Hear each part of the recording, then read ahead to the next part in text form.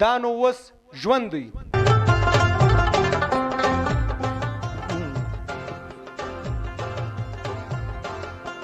سپوږمیو ستورو څه دي څوک وپوښتي، سپوږمیو ستورو څه دي څوک وپوښتي، له منظرو څه دي څوک وپوښتي، زما د معبود داداګانو څه دي څوک وپوښتي، زما د معبود داداګانو څه دي څوک وپوښتي، ژوندون څه دی دا دې زما له کوره څوک وپوښتي. زخمي عبدالرحمانه واه واه واه واه واه ثاني دې نسته، څوک دې زما له کوره وپوښتي. همدا د کور په خوا دې پام سته، دا اوس ژوند دی. زما د کوره دې څوک وپوښتي، بلکې زما د کوره څه، زه ستا څه پوښتنه کوم. په کور کې نه غوړي سته، نه بوره سته، نه چای سته، سر دې وپړسېدی، په خبره دې سر خلاص وکړه. چې هېڅ نسته په دا کور کې، نو بیا ته څنګه استوګنه کوې په دې کور کې، څه کوې؟ ګوره سړی، خبرو ته کش مه ورکوه، دا ستا په شاعري باندې دا کور نه چلېږي. نو څه وکړم؟ د چولو ریړۍ ولګوم؟ هغه ستا کار دی، هر څه چې کوې د خدای پار دی. د کومه رئیس چې دې کور ته راغلی یم د لوږې یې مړه کړلو. یوه خبره بله واوره، څه شي؟ په کور کې یو شی نسته، یو شی نسته، سر خلاص که سر. یا ولې؟ ته ماته دا ووایه، ته زما د یوې خبرې جواب راکړه، ته چې د کومه څه دا مشاعرو ته ځې، دا ځایو ته ځې، یو 5 یا 1000 یا دا 1500 چې تا راوړي دي، د دې څه علاوه تا یو شی راوړی دی یوه دې کور ته؟ ولې دا ټول خلک چې ما ته داد راکوي او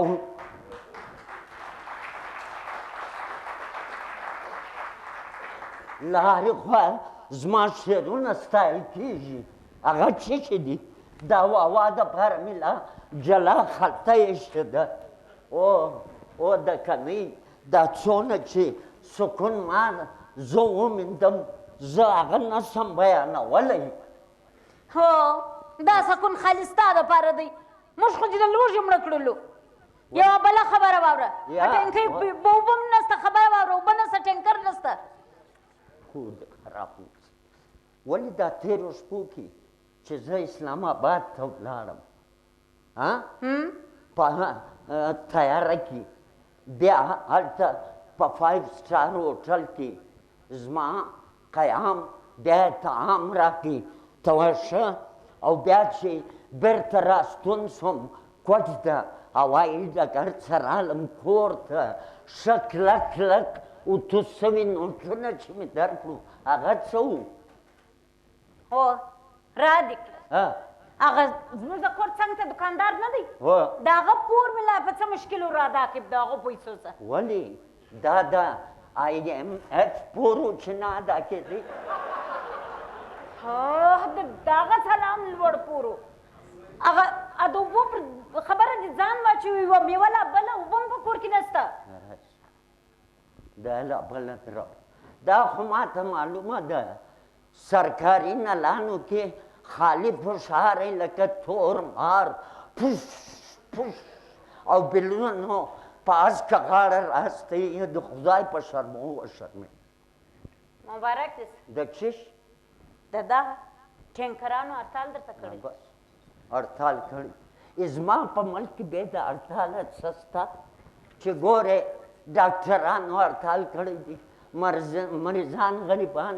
بې دارو درمانه د مرګ وغېږې ته ور وسپاري، وایي زه په خدای مې سپارلی. بله ورځ چې ګورې معلمانو هړتال کړی دی، اسکولونه بند، کوچنیان په لوڅو پښو ببر سر په کوڅو کې کرکټ بازۍ کوي، له ځانه عمران خان راته جوړوي.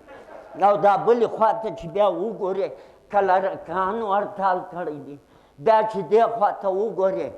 ګرانو ښاریانو سبا به دا ټول دوکانونه تړلي کاروبار په نه زه له تاسې وروره پوښتنه کوم دا شاعران دا دانشوران دا ادیبان هم کله هړتال کړی دي یو څوک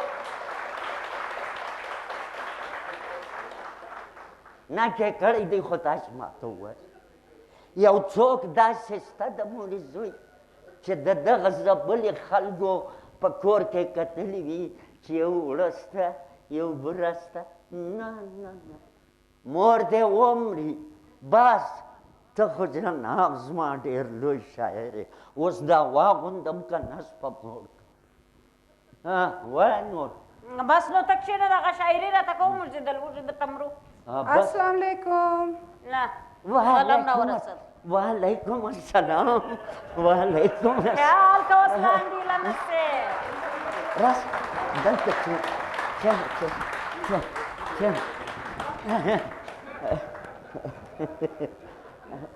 ډېره مننه ښه کور ته خراب شه کور ته یو میلمه راشي سړی په ورین تندې ستړی مه شي ورسره وکړي یو چای یو ګیلاس اوبه پوښتنه وکړي چای څښې که اوبه او د مسکینۍ د ازله دا دواړه مو په کور کې ستا هم نه یا د دې ته هېڅ ضرورت نشته ما خو بس یو اشعار نوشته کړی و چې تاسو تصحیح راته وکړئ ښه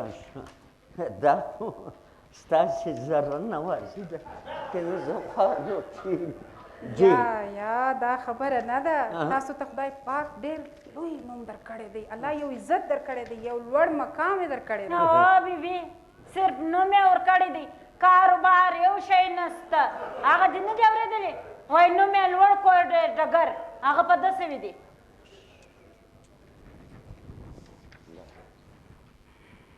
نو که ستاسو اجازه وي نو ما چې کلام راوړی دی تاسو ته زمزمه کوم نه ته یو منټ ته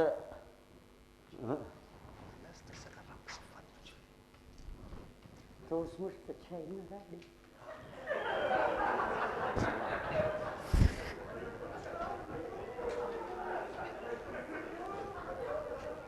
د دې په خبرو باد مه کوه دا زموږ د شاعرانو مهرباني چې دي دا هغه چې تمامه ورځ لکه مچمچۍ بنګېږي بنګ بنګ بنګ بنګ ته واشه ښه نو ستاسو په اجازه کې زمزمه کوم او بسم الله زه درته غوږ یم نو تاسو یې واورئ ښه په غور یې واورئ ارشاد ستا په محبت کې ګرفتاره یم وایم ستا په محبت کې ګرفتاره یم له ژونده بیزاره یم ولې چا پورې والې خو نه نه جی دا خو ماسې یو شعر و شکر دی ما شول چا پورې والې وی اوس مې را په یاد سو څه شي تاسو دا د اسلام آباد د مشاعرې سال نه کوي را ما اورېدلې دي چې تاسو ټوله مشاعره د ځان کړه هلته خو الله پاک ما ته ډېر عزت راکړ خو دلته په کور کې بې عزته نه جی دا خبره نه ده زموږ خور خو ډېره ښه ښځه ده نو بیا ته بوزه ده بوزه زه خو د دې دا ګیلو ګر سره وسوځلم داسې شوم لکه تشکیر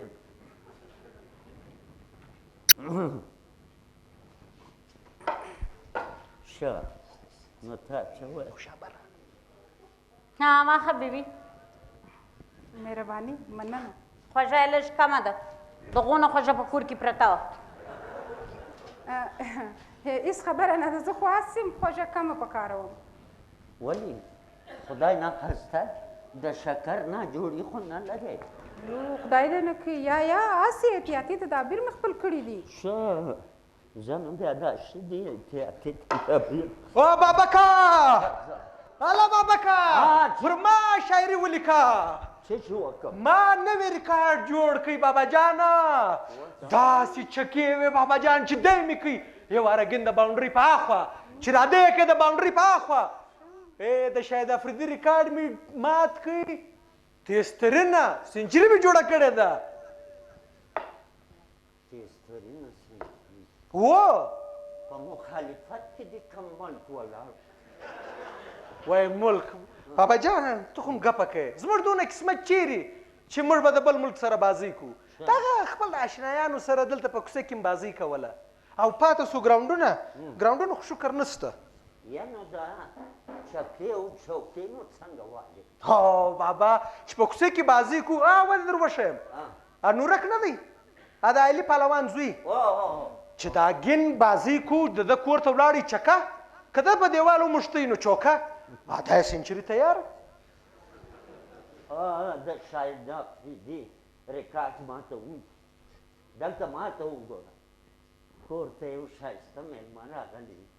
سړی یو ښه روغبړ ورسره و هغه د مور خوی بوی بیا اخیستی.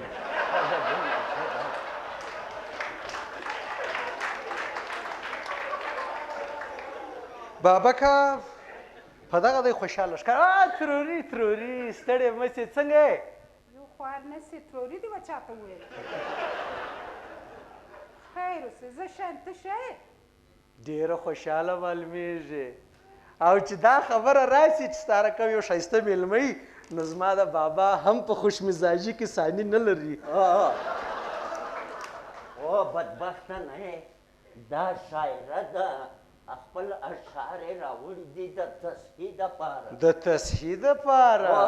بابا هغه چا څه ښه ویلي دي چې وایي ښه به تېرېږي چې سره کښېني لیوني دوه. وځه د کوره. جو بابا زو بابا جاني یو خبره ته وکړمه وایي رښتیا همیش تریخ وي. ته اوس ورکېږې که نه ورکېږې که درکړم یو څو ټاپې بابا که داسې پهلوان کېږي لکه مورکۍ چې په کور نسته. مورکۍ دې په کور کې ده هغه به ما چټي بیا به دادي کور دې سپېره نسه هغه تللې ده د مېلمنې دپاره چای پخوي. ښه چای زموږ په کور نو بابا که په دا پلمه به نو زه یوه پیاله وکړم. زه ولاړ سم رامړه سترګې ځه. وی بابا که زما خو سره یېره سوله یاره خبره ته خو م یو دم میلمنه راغل ګیس والا راغلي ول څه یې کول؟ هغه زوړ میټر نه دی هغه یې خلاص کړي او اوس یې نوی ور ولګوئ. نو څه کور یې سپېرو؟ هغه وایي دا زوړ میټر دی 2015 اوس 2021 دی نو دا نوی میټر یې راولګوئ وایي دا نوی دی. او بابا که زه تا ته یو خبره وکړم دا میټر داسې تیز چلیږي لکه جټ بمبار او ناشده درته وکړم ورکه چمبه ګیس هم نسته. دغه حال دي زما په کور. دا حال د ټوله ملکه دی د هر کورغه دی. آشه چای پخیږي ته فکر مه کوه د فکر په ټال مه زنګېږه چای به دله راسي زه څه ولاړم تروري تروري زه اوس ودې تاریان یم بیا څه خبره ده چې رالي په خپل ګلاس کې سالم خوږه خو نه ده در باندې غمېدلې یا خوږې خو نه ولې خو ګرمي هم نه ولې وخت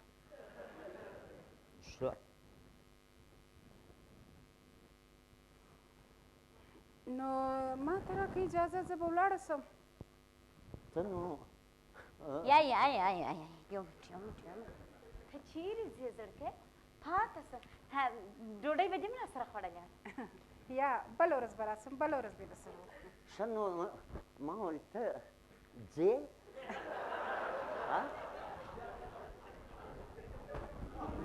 چیرې روان سوې ته چیرې پسې روان یې خیر دی؟ خیر دی هسې یو وړانګه کور ته راغلې وه هغه هماغه ده ولاړ. څه؟ یا هسې د زړه خبره خولې ته راغله نور هېڅ هم نشته.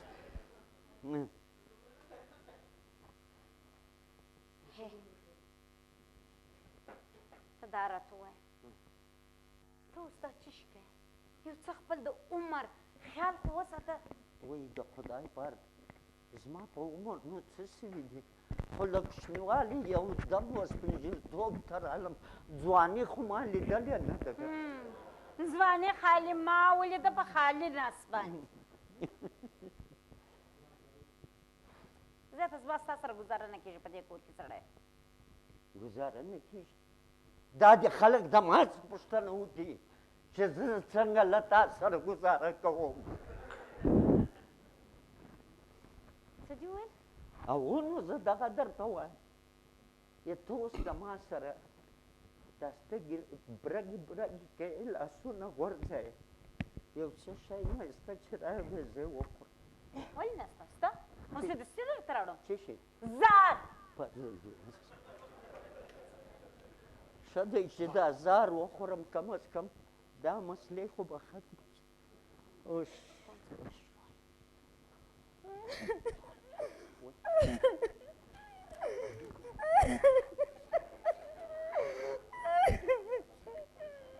خورکۍ خورکۍ خیر خیر ولې ژاړې څه وسو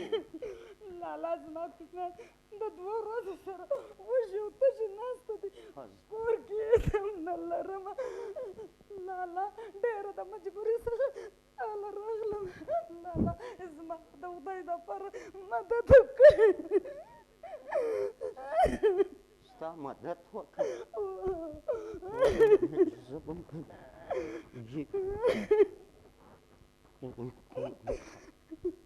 دا بله دی چاپېره رامې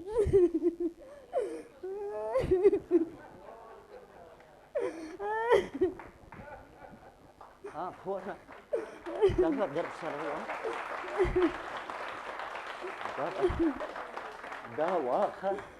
ورسه یو 2 ورځې خو به ستا ماشومان هلته لوی شي دا خو لوږه د ما چې زما په کور کې لالا عجیب دا پیسې زما دپاره د دنیا ډېره غټه دولت ده دې باندې زما کوچني ماشومان یو 2 ورځې خو به ګزاره وکړي لالا خدای دې ته مخ واروي خدای دې ته مخ واروي ورځه الله پاک دې د موږ سره کار جوړ لالا یوه خبره مې واوره څه شي؟ زه به خلکو کورو کې لوی چې به مینځمه مزدوري به کومه لیکن ستا پور به زه ضرور ادا کوم ضرور خیر به خیر به الله دې ته آباد لري زما ورور الله دې ته آباد لري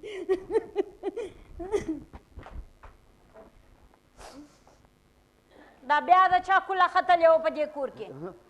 زه له ځانه سره ګډ وم هېڅوک نه و داسې چې چیرې پسه اوسمه خدا جی څه وایې بیا دې څه ګورم راکړي السلام علیکم وعلیکم السلام وعلیکم السلام زما ګران وروره ستړی مه سې قربان سمه درته جار شمه درته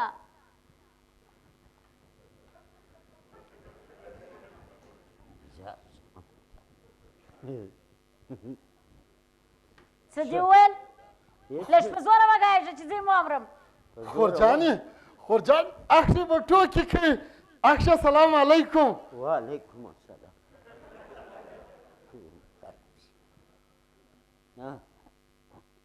اخشه فکر مه کوئ چې خورجانه مې دا ډېر وخت کېږي نه ده لیدلې په دې پلمه به د تا سره هم ووینم الله وروره ښه سو چې رالې ښه سو چې رالې دا کنجوس ما کله در پرېږدي هلته څنګه دې پرېږدم څنګه دې بوځم یې کور خراب خو خو دونه ډېر یاست لکه مېږیان زه به د ټولو دپاره سوغات اخلم بیا به د موټرانو کرایې بیا به نو وروره زه ورځم ظالمانو خو په دا ډېرو خرڅو مو رشکۍ رشکۍ کړم که څه چې ته پیدا سوې دغه خاورې په خوله پورې موږې والله که موړ سوې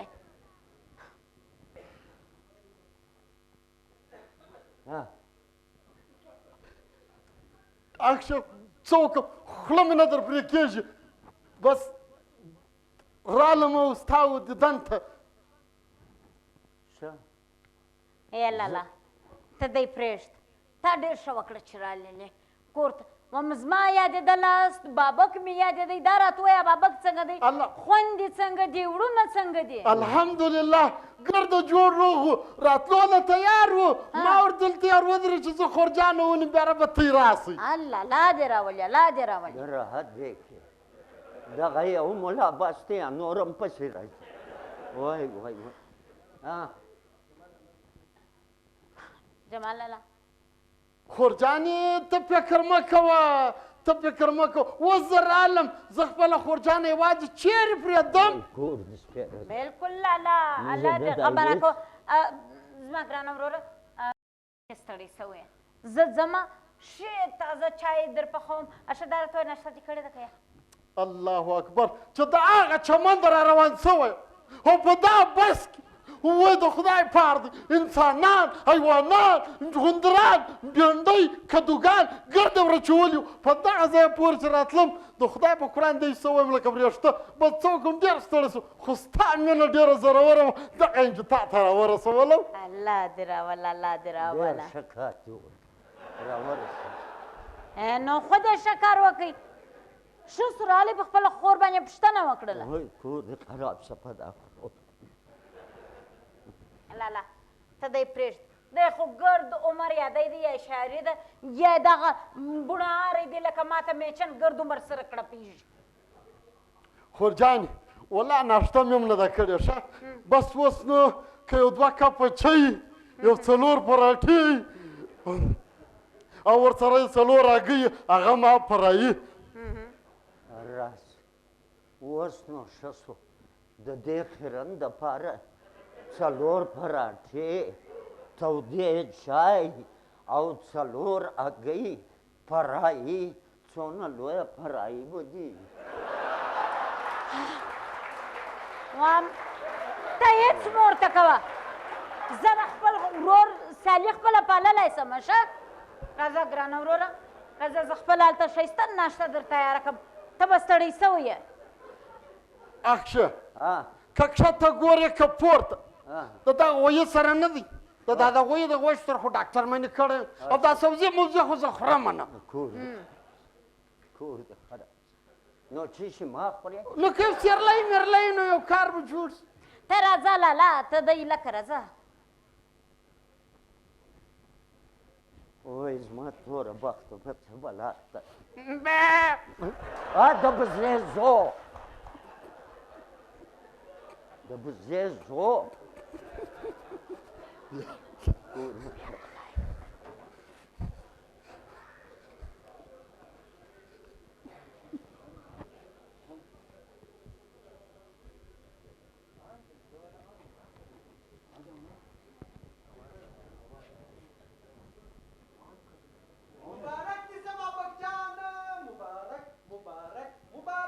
د څه شي مبارک خیر دی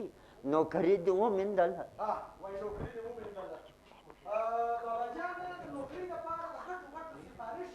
او د نوټو د بنډلو ضرورت دی او هغه د الله شکر دی ستا سره دواړه ټولې لرې دي لکه د ریلګاډۍ څخه پنچر نو بیا د څه شي مبارک دی د بلنې د بلنې هغه دی لیکلی دی ګران قدر محترم عبدالرحمن زخمی صاحب دا څوک دی ناخلفه ته اوس د خپل پلار په نه خبر ته یې دلته راس لالک راغلی دی سامان به راوړې دلته راس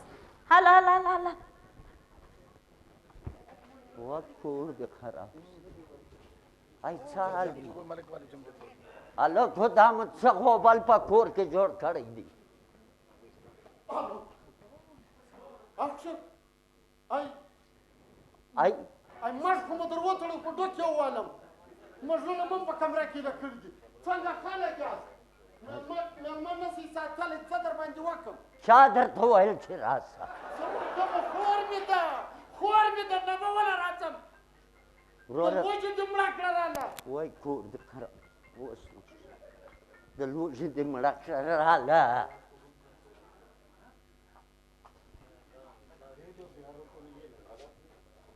دا شازور به بخته څه شو هغه څه شي راغلی و هلکه شازوره و دې زوره مخ دې ستوره یاره بابکه یو ستا او زما د مرجانې په کیسو کې به زما دا ښایسته ځواني دغه خرابه شي ما درته ویلې بلنه د بلنه او وای ګران قدر محترم عبدالرحمن زخمي صاحب ما دا ویل دا څوک دی چې زموږ کور ته دا سړی راغلی دا څوک دی عبدالرحمن زخمي او لیونیه کوب خو دې نه کوي ما هغسې بره دغه یم نه وللو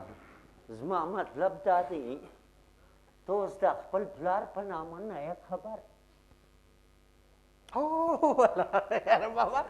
څه وایې یاره په خبر یم خبر یم نو دا چې دی زما خیال دی مشاعره ده بابا جانه ښه و وایي د پښتو و پښتو اکیډمي ده الله پاک دې د ده واکمن نه خرابوي امین چې زما رنګه غریب مشاعرې ته سمینارو ته ورغواړي خدای مو مه خرابوه خدای مو بریالي لره ښه بابکه خالي دې دا پلار رابولي نه یو څه خشمړ هم درکوي و او بابکه ګوره چې دې پلار تا ته یو څه درکړلی نه بیا به نو ماتې هم راکوې ښه په کومه خوشحالي یاره بابکه ته په خبر یې Subscribe my چې دې پلار دا نوي کال دا دی پر سر دی را روان دی نو زما ملګرو یو پروګرام جوړ کړی دی هغه هم په بولان کې نو ښه بریک ډانسونه به وي اتړونه به وي ټپې به وي وایي توره شپه د توره خونه شین خالی نه د معلومه نو پیسې به راکړي صحیح ده په موږ سال دی دی د نیو ایئر په پروګرام کې گرفتار دی ای خانه خرابه یو څو پیسې به راکړي د کور ګزاره به مو وشي ته د کومې خوا دې راخیستې ده ځوان جان سړی شکر خواته لای په لای ګرځې لونډه کم از کم یو کار وکړه یو خواري مزدوري وکړه ښه اوس زه تعلیم آفت اوس به مزدوري کوم ها کمال دی مزدوري کوم تا نو کوم پی ایچ ډي کړی خو د لسم امتحان دې پاس کوي هغه هم د نس په خوږو په تھرډ ډویژن اوس نو په دې کې تا ته نوکري په لاس درځي یاره بابکه ته دا خبرې پرېږده ما یو داسې پلان جوړ کړی دی چې هغه خالي ته دعا کوه چې کامیابه سي بیا به د نوټو باران وي باران د نوټو باران هو دا نو بیا څنګه پلان دی یاره بابکه څونه دې ځان اچولی دی دا ویجاړې مځکې نه وینې چې مازې ورسم قلم په راکش کم دویمه ورځ به خرڅې وي درېیمه ورځ به پراډو وي لنډ کروزران به وي بینک بیلنسونه به وي لنډ کروزران به وي ته به مخ ته ناست یې بینک بیلنس به وي زه به مخ ته ناست یم پیره دې غرقه سر اوس نو د کومو په بدي کې اچوې خانه خرابه چې ته یا بابکه ته ما ته دا خبره راوښیه چې په دا لوی لوی موټرانو کې خلک ګرځي دا ټولو پی ایچ ډي کړې ده دا ټول انګوټه چاپ دی انګوټه چاپ په دغه کارو په سمګلۍ یې ځان داسې پر رسولی دی او اوس ته ورته ګوره د نوټو باران وي باران پر دوی باندې زما خبره واوره کم پلار چې په محنت او په خوارۍ یوه د حلالو ګوله ګټلې وي او قلم په لاس کې د وطن شعرونه لیکي او عزت یې میندلی د هغه ناخلفه زوی به اوس په چورو چپاول دولت ګټي لعنت دې سي در باندې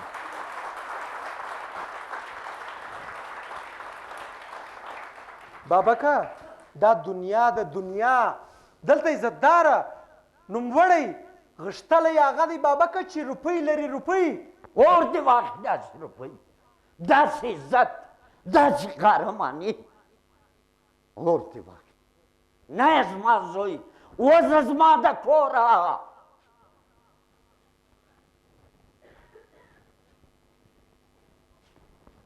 سړی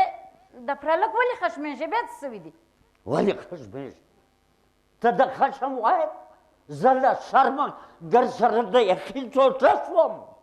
خانه خرابې زه څنګه وده ته زوی وایم څه کړي دي سړی دا راته وایي څه کړي دي وایي قبضهګر جوړېږم د خلکو مځکې قبضه کوم خرڅوم یې پراډو به یې لینډ کروزر به یې ته به مخته ناست دی د نوټو باران به یې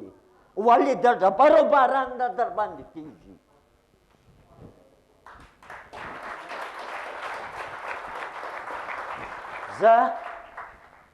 زه دا شاعري او دا کلم پرېږدم نه کوم دا شاعري چې زما په کور کې داسې تنګسه ده زه په خپله اوس د چولو رړۍ دروم پروا نه لري مخ مې د تورې لاس مې د تورې بس بابا بس بابا بس اوس به دا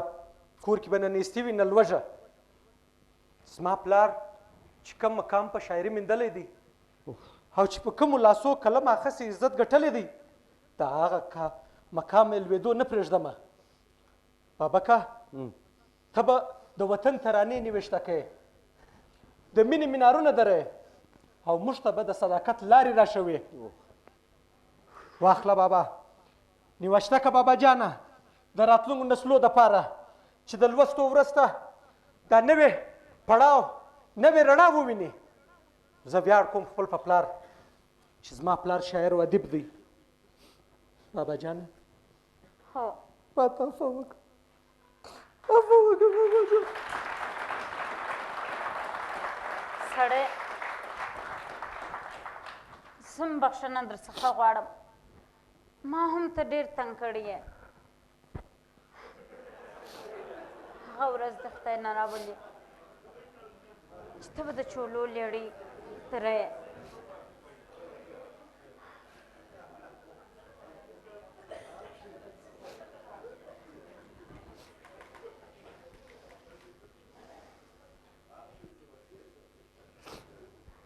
اخشي ما زما مکړي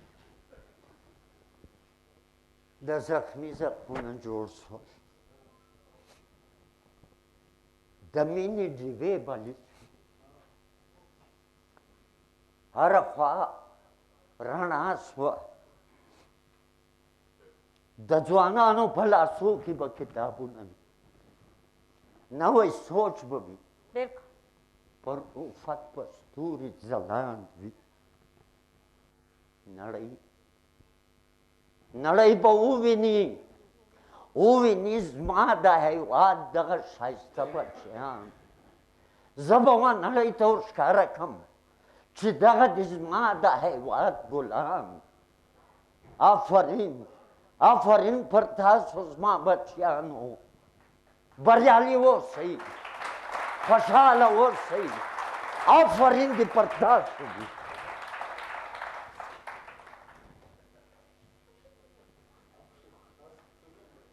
اخشي ما ستا ټولې خبرې واورېدې ښه زه به ستا مټې جوړېږم او د دې وطن خاوره به لکه د سرو په خپلې خوارۍ ښایسته کوم په خپلې خوارۍ ښایسته کوم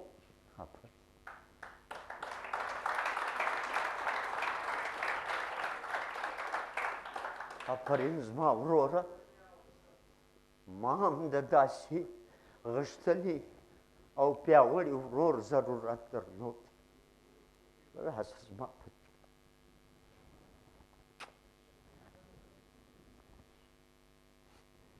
زما بچی د زخمي و دا زخمي جگر ته نشي رانږدې کېده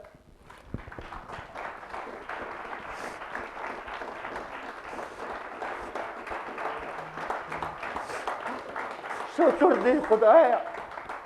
شکر دی زما الله چې دا دې ته دې د احساس ور وبخښي اوس زخمي نه دي زما ګرده زخمونه جوړ شول د علم و ادب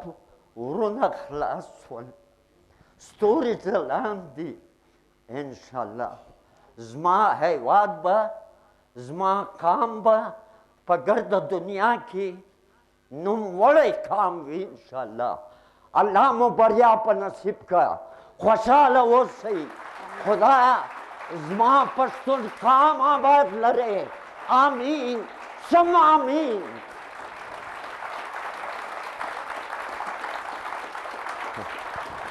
نو بابکه دا خوشحالۍ په سات ونشته د وطن ترانې. وطن درنه د وینې قرباني غواړي غازیانو په شمع د ننګو سېزئ ځانونه پتنګانو. وطن درنه د وینې قرباني غواړي غازیانو په شمع د ننګو سېزئ ځانونه پتنګانو. وطن درنه د وینې قرباني غواړي غازیانو.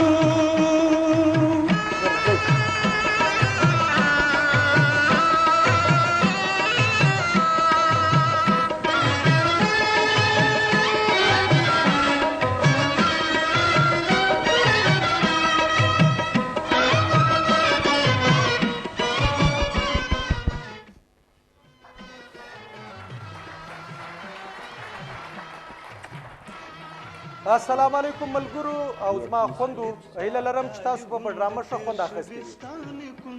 نو ستاسو د لاسو پرخا به موږ ته راشي څونه خوند تر واخلو.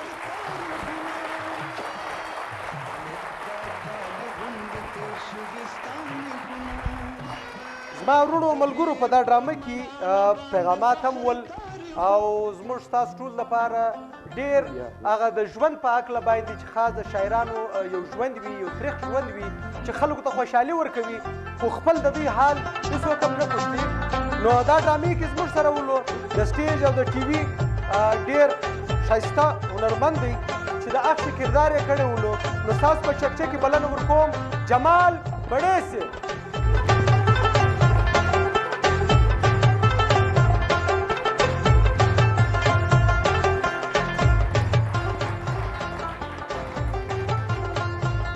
زما وروڼو خوندو د دې سره سره یو مجبوره ښځه هم په دا ډرامه کې زموږ سره وله. دا هم لوی خبره ده چې د پښتو دپاره هغه خلک هم اوس مخته را روان دي چې د دوی مورنۍ ژبه دا نه ده. نو ستاسو په چکچک کې د سټیج او د ټي وي زموږ خورکۍ راغواړم چې د همسایه کردار یې کړی ولو مسکان ملک.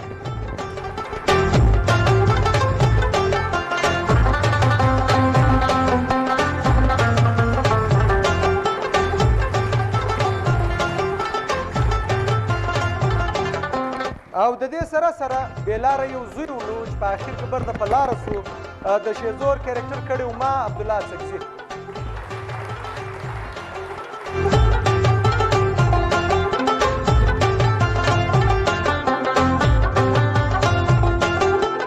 یو جان مننه. د دې سره سره یو ښایسته شاعره وله چې زموږ بابک یو څه خوش اخلاق هم سلو.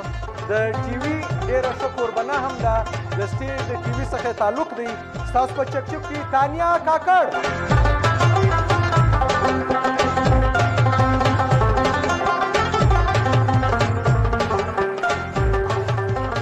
د دې بعده چې د شاعر کردار ادا کوي او ژباړه چې ده هغه هم د کړې وه د ډرامې غدا په اردو کې ولول چې د دې لیکوال چې ولو دا زموږ دپاره لوی خبره ده چې زموږ ژبې سره دونه خلک مینه کوي. موږ پښتانه یو، موږ خو به کوو. یو بلوڅ دا ډرامه لیکلې وه، ژباړه یې چې ده هغه زموږ استاد دی، زموږ مشر دی. د 1965 څخه دی ټي وي سټیج او 9 فلمان یې کړي دي او زموږ د سیمې دی. نو ستاسو په چکچک کې بلنه ورکوم عبدالله جان غزنوي.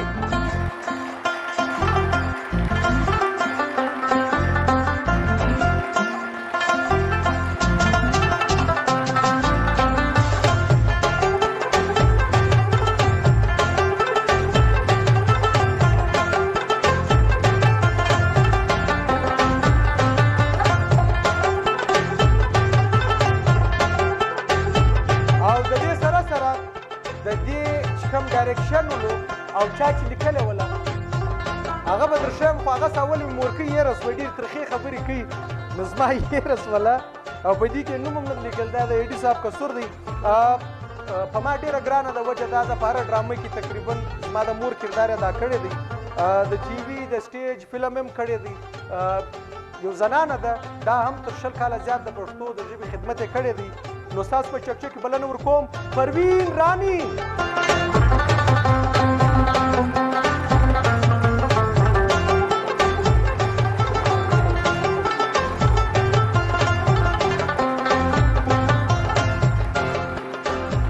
ښه نو اوس نو هغه کس زه غواړم چې راوی غواړم ده خو نو ډېر کار په اردو او په بلوچي براوي کړی دی. پښتو اکیډمي په لک واره کور ودان چې دغه زموږ مشر چې دی راغوښتی دی او ده سره یې دغه مجلس کې دا 5مه زموږ ډرامه ده. دلته موږ خپله ډېر خوند پر اخلو چې داسې موږ ته ښه شایقین موږ ورته ویلی سو چې راته ګوري. نو راغواړم ستاسو په چکچک کې ایډي بلوچ.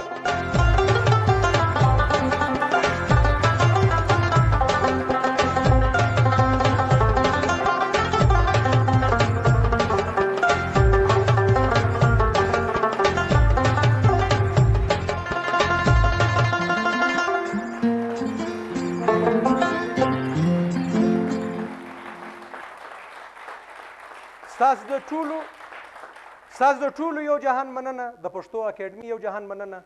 السلام علیکم.